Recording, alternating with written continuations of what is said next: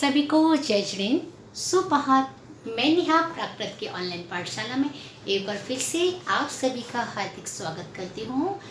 पूज्य गुरुवर श्री प्रणव सागर जी महाराज की पावन प्रेरणा एवं मंगल आशीर्वाद से हम सभी अपने आगम की मूल भाषा प्राकृत भाषा को पाह्य शिक्षा की पुस्तकों के माध्यम से बड़े ही सरल रूप में सीखने का प्रयास कर रहे हैं। और अब तक बहुत से ऐसे शहर हैं जहाँ से लोगों की वीडियोज आ रही हैं, जिसमें पंच महागुरु भक्ति, जिनवाणी भक्ति और भी अन्य वीडियोज हैं।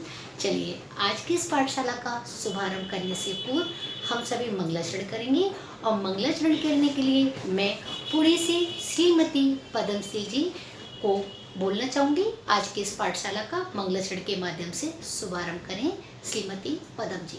आचार्य श्री कुंद देवकृत प्राकृत पंचमहागुरु भक्ति मनुयनाइंद सुरधरिय छत्तया पंचकल्याण सोखावली पत्तया दंसनं नाणझाणं अनंतं बलं तेजिनादिन्तु अम्मं वरं मंगलम् जेहि झाणग्गि बाणेहि ऐदड्ढयं जम्मजरमरननयरत्तयं दड्ढयं जेहि पत्तं शिवं सासयं ठाणयं ते महं दिन्तु सिद्धावरं नाणयं पंचहाचार पंचग्गि संसाहया बारसंगायि सुवजलहि अवगाहया मोखलच्छी महन्ति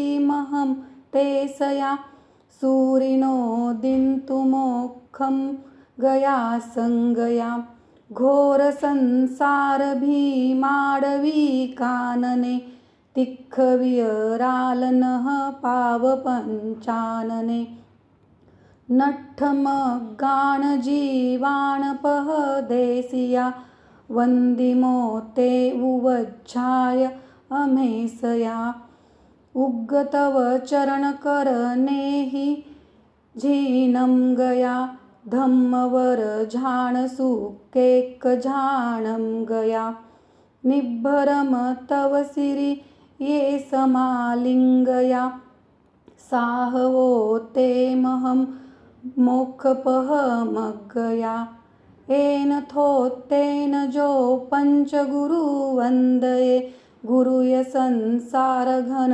वेल्लिसो छिन्दये लिहयिसो सिद्धिसो खायि बहुमाननं कुनैकम्यं धनं पुञ्जपज्जालनम् अरुहा सिद्धायिरिया उवज्झाया साहु पंचपरमेठी एयान नमो यारा भवे भवे मम सुहम दिन्तु।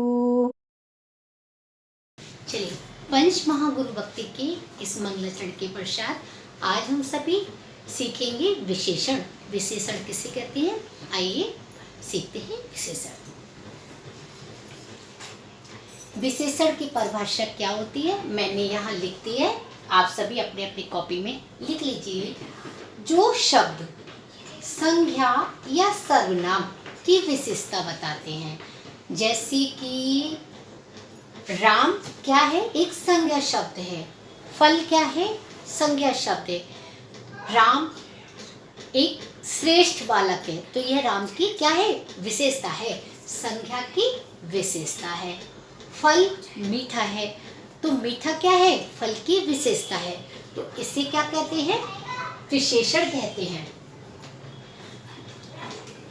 सभी कारकों में इनके रूप संज्ञा या सर्वनाम के पुरुष वचन एवं लिंग के अनुसार चलते हैं। पुल्लिंग में इनके रूप जिड़ की तरह, नपुंसक में इनके रूप मित्र की तरह एवं स्त्रीलिंग में इनके रूप किसकी तरह चलते हैं, बाला की तरह चलते हैं।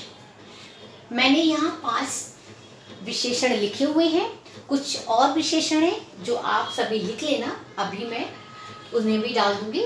और इन विशेषण का प्रयोग हमें इन वाक्यों में करना है। यहाँ मैंने कुछ वाक्य लिखे हुए हैं। पहला वाक्य है निपुण बालक खेलता है। आप केवल इतना ही वाक्य बनाइए, बालक खेलता है। और ये तो आपको आसानी से बनाने भी आ गए होंगे, कई बार आप बना चुके हैं ये वाक्य। बाल ओ खेलती या ई प्रत्यय, दोनों में से कोई एक प्रत्यय आप प्रयोग करें, केवल मैं एक ही कर रही हूँ। अब बालक खेलता है कौन से लिंग का है? संज्ञा शब्द ये है पुल्लिंग का। तो निपुण के लिए प्राकृत में होता है डेउड़।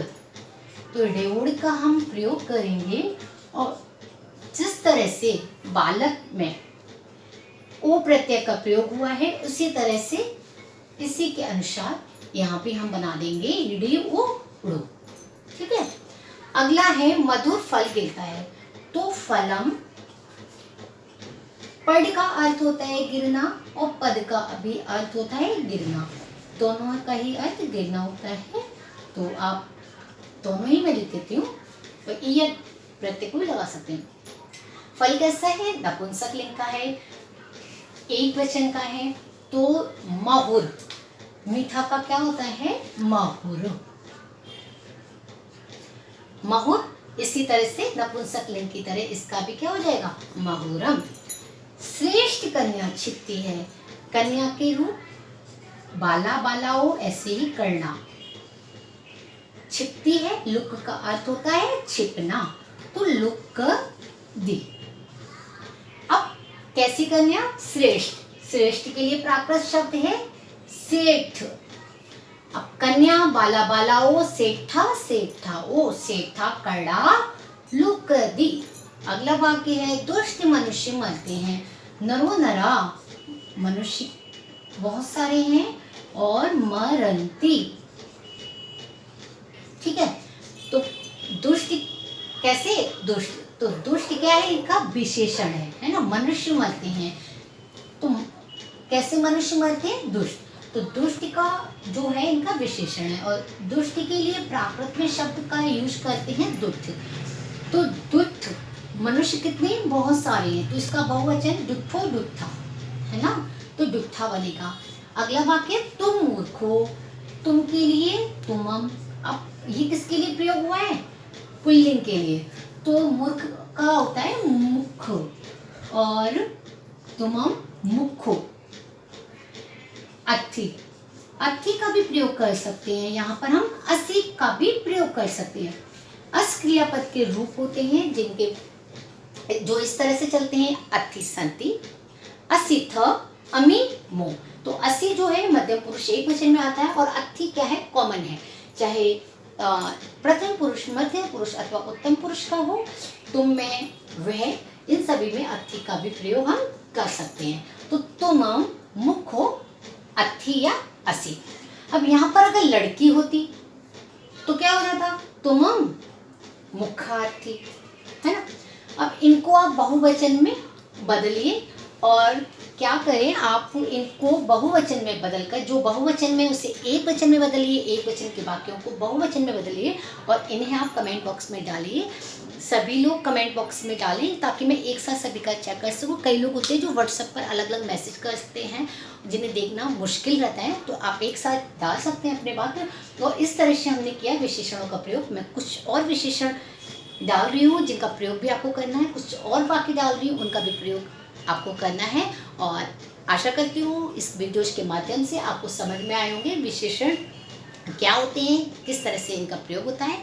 और इसी के साथ अब मैं आप सभी से विदा लेती हूँ। जय जिनेंद्र, धन्यवाद।